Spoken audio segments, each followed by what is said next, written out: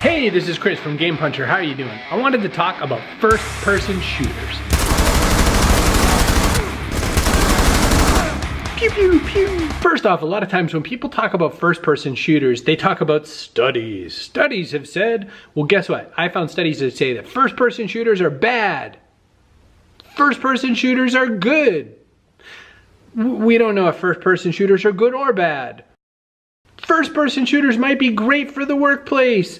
Or maybe not. That's a problem, right? Because in a lot of these situations, these people are thinking, I've got the information because I found it in a study. Studies are made to prove whichever side of the argument someone wants to prove for the most part. On top of that, what happens is people like the President of the United States say, I've heard that video games are getting more and more violent and we should probably stop that sort of thing. He hasn't looked at a video game. He hasn't sat over someone's shoulder and looked at the latest Call of Duty or whatever. He doesn't know, but he's saying it as, I've heard it's bad, so it's probably bad. And that's what a lot of parents do too, because the media needs something to report that's sensational and that'll make us feel a certain way. And so they don't really ever take a look for themselves. And that's why I want to cover first-person shooters. So if you and I can agree that the experts aren't going to save us on this, what are we going to talk about? Well, first let's talk a little bit about what are first-person shooters. Then let's cover why people like them. And I guess then let's just go into what parents and grown-ups and guardians need to know about them, and maybe how you can talk to a parent, grown-up, or guardian about it yourself. So depending on who's watching, I'm either talking to you, the parent, or you, the person who wants to play these games. That's how this always works at Game Puncher, by the way. I'm talking to both at every single time. So I'm trying to help both sides of this story, because I am both sides of this story. I'm the dad, and I play the games. A little bit of both. So first-person shooters have been around probably since the 70s, maybe around 1973 or so, but they didn't get really popular until around 1993 with Doom.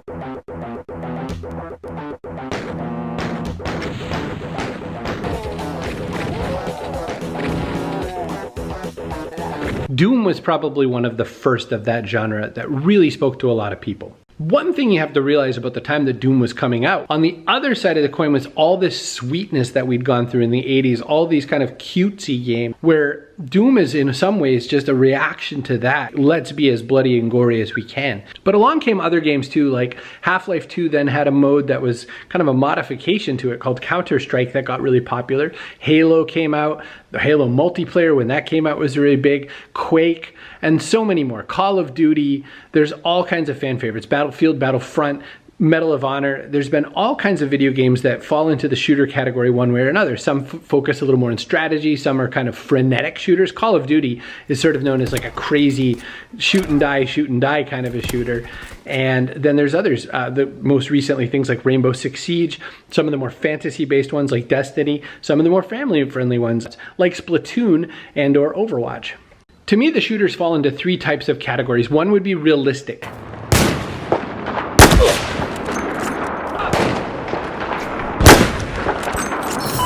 Realistic is sometimes secret code for a little more bloody, a little more violent, a little more real world.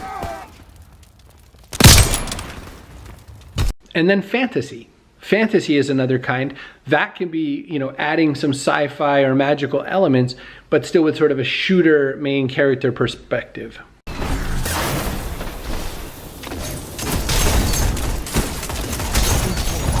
Three opponents down. This is amazing. And then third are family friendly. So that would be things like Overwatch or Splatoon.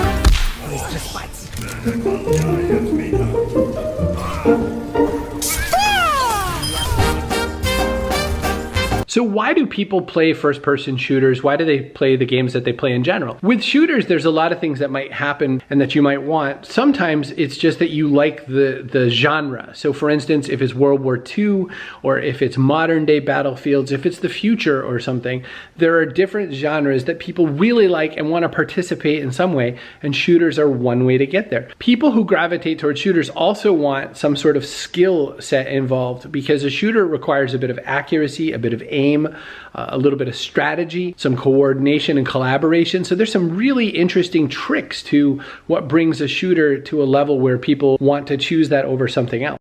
They're capturing Baker. Baker's overrun. So I've played a lot of different types of shooters, and I can tell you that the kind of people who gravitate towards COD, Call of Duty, which a lot of people call COD, that's more a fast-paced environment. That's, you know, I want to play a lot. It shouldn't matter too much if I die because I can just respawn a bunch of times. It's not such a big deal. That's what a lot of people are drawn to COD for. Plus, the kind of shooting is a lot more arcade feeling, and it's a little more fast-paced. Splatoon is fun, especially if you're not specifically into a whole lot of violence. You might just want the kind of fun color splashes because it's ink and it's cute characters kind of doing an ink war. Fortnite, which is kind of like a third-person shooter, is that same way where there's not really violence. There's, you know, gun experiences, but, you know, numbers pop up when people get shot, so it's not so dangerous or bad for someone. And I would say the same with things like Overwatch and Destiny in the futuristic kind of modes. You want a little more than that. Some shooters are called looter shooters. Destiny is called that. And so, for instance, you're not just going into play, you're going to like collect armor and weapons and modifications and spaceships and things like that. So some people really like that aspect. So I play shooter games because to me they're almost like puzzle games. That's one element. So I like to sort of puzzle through the strategy elements of a shooter. The other thing I like a lot is I like the PvP element, the player versus player. I like the idea that there's another human on the other side and that I'm really trying to match my skills against some other human. I try not to dwell too much on the fact that a lot of times it's like a 12-year-old boy kicking my butt in a game. But every now and again if I win, I say, ha, take that, you 12-year-old boy. Victory.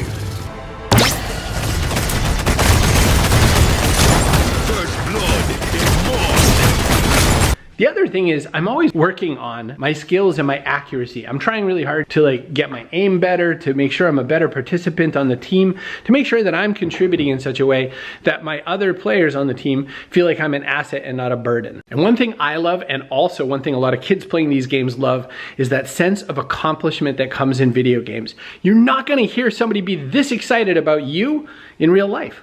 Oh, I can't wait to see what you do with that.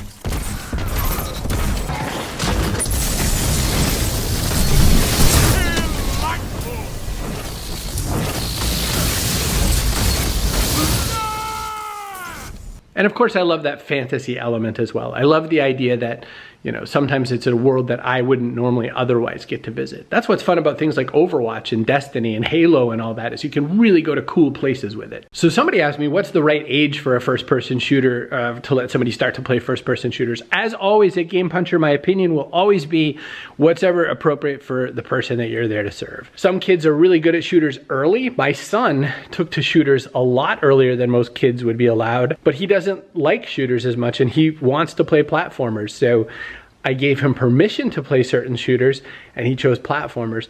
My daughter, the same thing. So age doesn't exactly matter, but it's when people can deal with defeat, because one thing that happens in PvP is that there's defeat.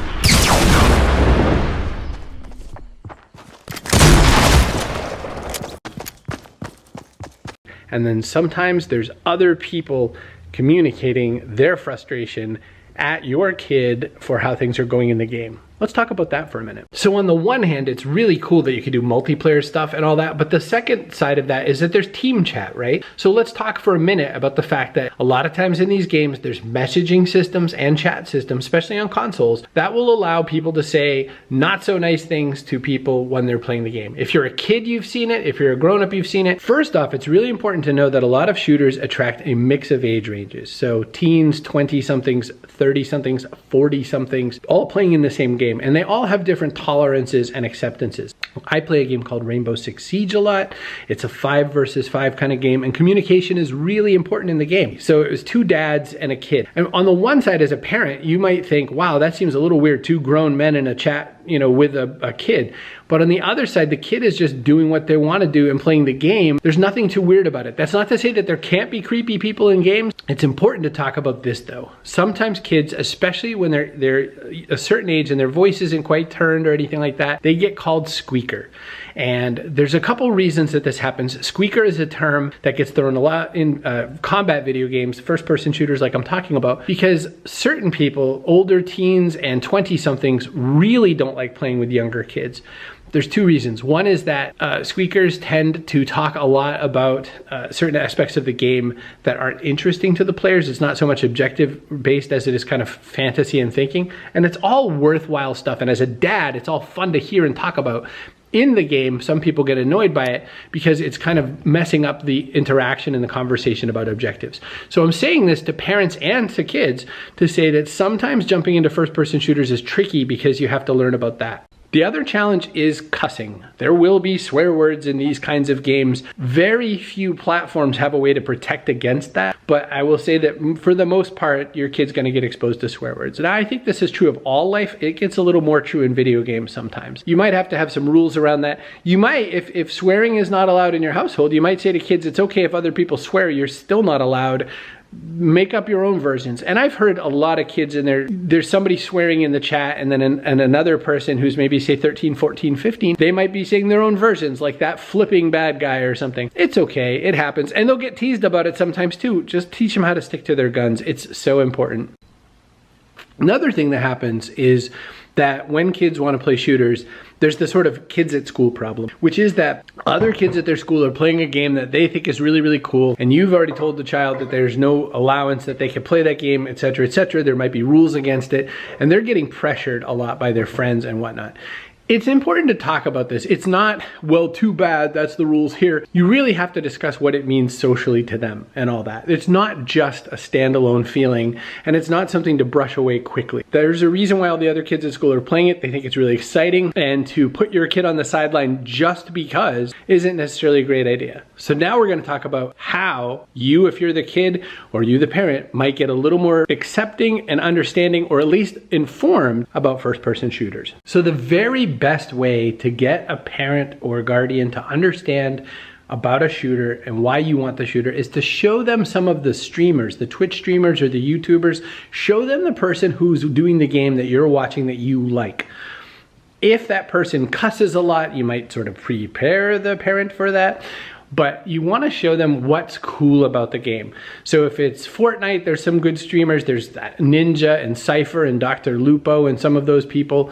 If it's Destiny 2, it's Mtash and Nkuch and some of those people. Blessius is a good one, right? As always with a Game Puncher video, use this as a starting point for a conversation and discuss this so that you can have the kind of game experience that you want. I knocked this guy off the shelf, I got so excited. There's a reason kids want to play shooters, and it's not so that they can become rampaging psychopaths. There's a reason why grown-ups don't want you to play shooters. There's a conversation that's worth having. What's really important is to realize that what we like about video games is different than what parents and grown-ups like about going outdoors and playing. I grew up playing outdoors all the time. Kids don't play outdoors all the time anymore. One, it's scarier for parents to let the kids outdoors, but then they don't realize that this is what's replaced that. So I used to have stick guns, now I have video game guns. And what comes out of it is imagination, teamwork, skill building, camaraderie, conflict, and all kinds of things that are really worth learning to grow your life. I'm Chris Brogan. Thank you so much for watching this and for being part of GamePuncher.com. If you want, swing by, grab the newsletter. I'm so grateful for your time and your attention.